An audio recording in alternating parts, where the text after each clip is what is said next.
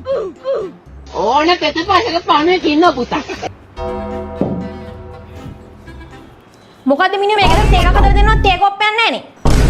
ගෙදරට ඕනේ කිසිම දෙයක් මේ ගෙදර නැහනේ. මොකට මේ මිනිහත් එක්ක ආවද මන්ද? දැන් පොඩි මාත් එක්ක ආවේ තමයි ප්‍රශ්නේ නේද? මේ තාත්තට ඔන්න වෙන්න එපා. හරි හරි ඊට වෙලා ඉන්නකෝ. අපරාධේ ওই මගේ කාලේ. දැන් මොන කාලේ ගැනද දන්නේ නැහැ කියන්නේ නේද?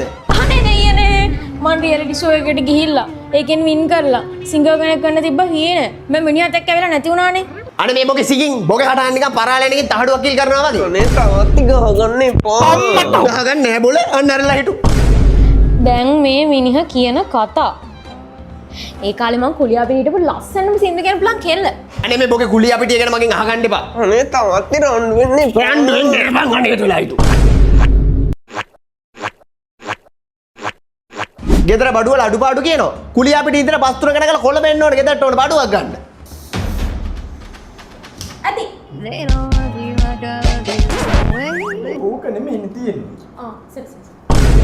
ඇති.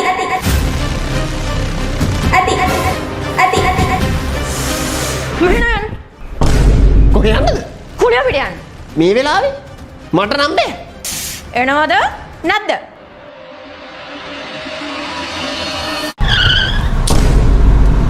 බහිනවද? බහින්නද? තාත්ති අම්මී ඔයාලා කොහෙද?